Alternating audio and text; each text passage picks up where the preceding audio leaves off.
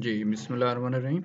आज का जो हमारा टॉपिक है वो जो है स्टेशनरी वेव्स। क्लियर? तो स्टेशनरी वेव्स ये फुल फ्लेज एक लॉन्ग क्वेश्चन है। स्टेशनरी वेव्स के फर्दर एक्चुअली दो लॉन्ग क्वेश्चंस हैं। अभी जो हम कवर करेंगे वो बेसिक इंट्रोडक्शन होगा स्टेशनरी वेव का, और देन स्टेशनरी वेव्स के हम जो दो लॉन्ग क्वेश्चन हैं उनको वन बाय वन जो है ना वो डिस्कस करेंगे। तो स्टेशनरी वेव्स के जो दो लॉन्ग क्वेश्चन है पहले वो माइंड में रखने। एक है stationery waves in a stretched string. Stretch string एक स्ट्रिंग है, एक रस्सी है, एक रोप है, आपने उसको स्ट्रेच किया हुआ है। क्लियर? यानी आपने फोर्स अप्लाई किया है, उसके दोनों पॉइंट्स को स्ट्रेच किया है। तो ये तो पहला टॉपिक आपका होगा long question stationery waves in a stretch string, और जो सेकंड लॉन्ग क्वेश्चन होगा वो होगा stationery waves in air column. In air column. तो आज सिंपल हम बेसिक इंट्रोडक्शन देखते हैं स्टेशनरी वेव का। किसके स्टेशनरी वेव्स जो हैं ये क्या होती हैं। तो स्टेशनरी वेव्स जो होती हैं, आप दो वेव्स कंसिडर करें जो कि आइडेंटिकल हैं। क्लियर? दो वेव्स कंसिडर करें जो कि आइडेंटिकल हैं। आइडेंटिकल मीन कि having same frequency and same time period, but these waves are moving actually in opposite direction. Clear? वो जो ट्रैवल कर रही हैं वो ऑपोजिट डायरेक्शन में। दो वेव कंसिडर करें जो कि आइडेंटिकल हैं, सेम फ्रीक्वेंसी की हैं, सेम टाइम पीरियड की हैं, लेकिन वो ट्रैवल किधर कर रही हैं? ऑपोजिट डायरेक्शन में। तो अगर आप उनको सुपरपोज करें यानी उनको मर्ज करें, कंबाइन करें, तो देन जो रिजल्ट जनरेट होगा ना वो क्या होगा? वो स्टेशनरी वेव्स होगा। स्टेशनरी वेव्स का जो दूसरा नाम है वो क्या है? वो स्टैंडिंग वेव्स है।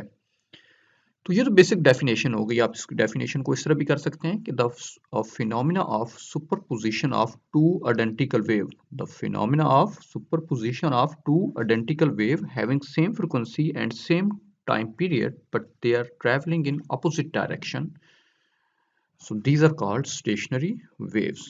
क्लियर? कि दो आइडेंटिकल वेव्स, अगेन रिपीट कर रहा हूँ, जिनकी same frequency same time period, उनको मर्ज करें तो जो रिजल्ट होगा वो स्टेशनरी वेव्स होगा। स्टेशनरी वेव्स का दूसरा नाम क्या है? स्टैंडिंग वेव्स है। क्लियर? अब आप ये करें कि हम सपोज करते हैं इसकी एक्सप्लेनेशन में कि एक स्ट्रिंग लें। क्लियर? स्ट्रिंग, और string superposition of two waves moving along a string, कि ये दो वेव्स हैं। क्लियर? जो कि स्ट्रिंग में से फ्लो कर रही हैं या मूव कर रही हैं। क्लियर? और आप उनको सुपरपोज कर रहे हैं। क्लियर? और वो जो दोनों वेव्स हैं वो डिफरेंट डायरेक्शन में मूव कर रही हैं, और इस इन इंस्टेंट पर, टाइम की इस इंस्टेंट पर आप नोट कर रहे हैं जब टाइम 0 हो, जब टाइम t/4 हो, क्वार्टर टाइम हो, हाफ हो जाए, t/2 हो जाए, 3t/4 हो जाए, और t हो जाए। क्लियर? तो अब इस चीज को देखते हैं। ये देखें यहाँ पर, ये आपको फिगर ये नजर आ रही होगी। क्लियर? एक फिगर ए है, एक फिगर बी है। ये फर्स्ट वेव की है। क्लियर? जो लेफ्ट से राइट की तरफ मूव कर रही है। देखें ये एरो आपको बता रहे हैं कि लेफ्ट से राइट से लेफ्ट की तरफ मूव कर रही है, और फिगर बी में देखें तो ये लेफ्ट से राइट की तरफ जा रही है। एरो इंडिकेट कर रहे हैं। क्लियर? ये दोनों वेव्स हैं। अब यहाँ पर ये इनको नोट किया गया है जब टाइम 0 था, जब टाइम t/4 है, जब टाइम t/2 है, जब टाइम 3t/4 है, और जब टाइम t है। टाइम 0 पे देखें तो टाइम 0 पे जो एक वेव है उसका क्रस्ट, और दूसरी वेव का क्रस्ट क्रस्ट पे आ रहा है, ट्रफ ट्रफ पे आ रहा है। इट मींस कंस्ट्रक्टिव इंटरफेरेंस है। यहाँ पर देखें तो यहाँ पर इस तरह है कि यहाँ पर कंस्ट्रक्टिव इंटरफेरेंस है। फिगर बी इधर जो दूसरी है, इधर डिस्ट्रक्टिव, फिर कंस्ट्रक्टिव, फिर डिस्ट्रक्टिव, फिर कंस्ट्रक्टिव। तो यहाँ पर डिस्ट्रक्टिव देखें, यहाँ पर देखें पहली वेव का क्रस्ट आ रहा है, ये पीक पॉइंट आपको बता रहा है, और दूसरी वेव का ये ट्रफ है। तो क्रस्ट ट्रफ पे आ रहा है, तो यहाँ पर तो डिस्ट्रक्टिव इंटरफेरेंस है। या ये देख लें, ये जो है ये वाला ये ट्रफ है, और ये क्रस्ट आ रहा है, तो ट्रफ क्रस्ट को मीट कर रहा है, तो यहाँ पर भी डिस्ट्रक्टिव इंटरफेरेंस है। बट इस फिगर में देखें ट्रफ ट्रफ पे आ रहा है, क्रस्ट क्रस्ट पे आ रहा है, तो यहाँ पर कंस्ट्रक्टिव इंटरफेरेंस। और सिमिलरली यहाँ पर देखें, ये इस पोर्शन को देख लें, यहाँ पर क्रस्ट है, यहाँ पर ट्रफ है, तो अगेन डिस्ट्रक्टिव है। यहाँ पर क्रस्ट क्रस्ट को मीट कर रहा है, ट्रफ ट्रफ को मीट कर रहा है, तो फिर क्या है यहाँ पर? Constructive interference. तो यानी पहली में कंस्ट्रक्टिव, देन डिस्ट्रक्टिव, फिर constructive, destructive, and then constructive interference. तो होप सो कि आपको ये समझ आ गई होगी। अब यहाँ पर देखें, ये जो फिगर है सी डी, यहाँ पर चार फिगर थी, ए बी मैंने आपको अभी करवा दी है। अब सी डी पे आए। सी डी पे देखें, सी फिगर पे यहाँ पर ये लिखा हुआ है ऑलवेज एट रेस्ट। ये जो पॉइंट्स हैं ये देखिए, ये ऑड पॉइंट्स हैं। 1 3 5 7 1 3 5 7 1 3 5 7, हर में यही है 1 3 5 7। तो ये ऑड पॉइंट्स हैं। क्लियर? और ये जो पॉइंट्स हैं यहाँ पर, ये एक्चुअली ऑलवेज एट रेस्ट का क्या मतलब है? ये पॉइंट्स नोड्स कहलाते हैं। क्लियर? नोड्स। क्लियर? कि ये ऑसिलेट नहीं कर रहे। यहाँ पर एनर्जी जीरो है, ऑसिलेट भी नहीं कर रहे हैं, एनर्जी भी जीरो है, और ये हमेशा क्या रहते हैं? रेस्ट पे रहते हैं। ये पॉइंट्स एनर्जी को ट्रांसफर नहीं करते। एनर्जी इन पॉइंट्स के बिटवीन स्टैंडिंग रहती होती है। क्लियर? तो 1357 T0 पर भी यही नोड्स हैं। अब 1357 है कौन सी? ये देखें, ये पॉइंट 1 है, ये वाला जो पॉइंट है ये 2 है, फिर ये 3 है, ये 4 हो गया, फिर ये जो इक्विलिब्रियम पोजीशन या मेन पोजीशन पर पॉइंट्स आ रहे हैं ना, ये ऑड पॉइंट्स हैं 1 3 5 7 वाले, और यही नोड्स हैं। ये वाला नोड है, ये वाला नोड हो गया, ये वाला नोड, ये वाला पॉइंट नोड। इस तरह इधर भी हर फिगर में यही है, 1 3 5 7 वाले पॉइंट नोड्स हैं जो कि एनर्जी को ट्रांसफर नहीं कर रहे, और ये ऑसिलेट भी नहीं करते होते हैं। याद रखना है कि एनर्जी इनके बिटवीन कंफाइंड रहती है, स्टैंडिंग रहती होती है।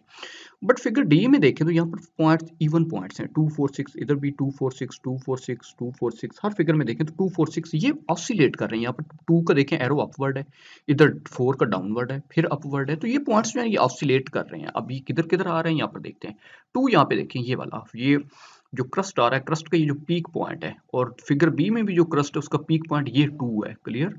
तो ये पॉइंट्स जो हैं ये एंटी नोड्स कहलाते हैं। 2 4 6 वाले क्या कहलाएंगे? एंटी, वो नोड्स से, और ये क्या है? एंटी नोड्स हैं। क्लियर? और एंटी नोड्स जो होते हैं ये हमेशा ऑसिलेट करते होते हैं, और एंटी नोड्स एनर्जी को ट्रांसफर करते होते हैं। ट्रांसफर इस तरह से करते होते हैं कि कभी काइनेटिक एनर्जी होती है, कभी पोटेंशियल एनर्जी होती है। फिर काइनेटिक फिर पोटेंशियल कब होगा वो आगे देखते हैं। तो अभी माइंड में रखना है कि 1 3 5 7 पॉइंट्स जो हैं, these points are actually called nodes, but point 2 4 6 2 4 and 6 are called antinodes, and actually these points transfer energy or carry energy from one place to another place. Clear? And these points are oscillating.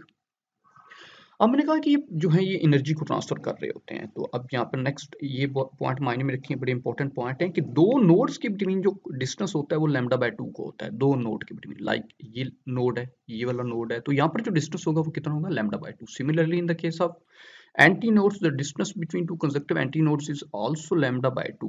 दो node में भी lambda by 2 होगा, दो anti node में भी lambda by 2 होगा, but node और anti node में जो डिस्टेंस है, एक नोड और एंटी नोड, दो नोड और एंटी नोड, वहां पर कितना होगा? वो लैम्डा बाय 4 का होगा।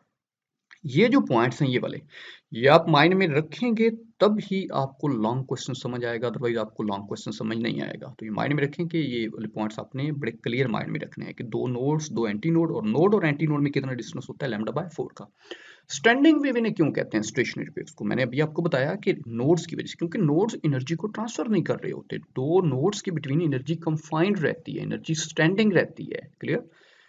देखिए, हमें पता है जब वेव मूव करती है तो एनर्जी ट्रांसफर करती है, क्योंकि मैटर को तो ट्रांसपोर्ट करती ही नहीं है, एनर्जी को ट्रांसपोर्ट करती है जब वेव मूव करती है। क्यों? एक्चुअली क्योंकि पार्टिकल्स जो होते हैं वो मोशन में होते हैं। मीडियम के जो पार्टिकल्स हैं वो मोशन में होते हैं। फॉर एग्जांपल मैं बोल रहा हूँ, अब यहाँ पर साउंड वेव्स प्रोड्यूस हो रही हैं, साउंड वेव्स एयर में से जा रही हैं, तो एयर एक मीडियम है। अब इस एयर के जो पार्टिकल्स हैं एक्चुअली वो मोशन में होते हैं। क्लियर? जिसकी वजह से ये वेव जब मूव कर रही होती है तो एनर्जी को फिर ये कैरी या ट्रांसफर कर रही होती है।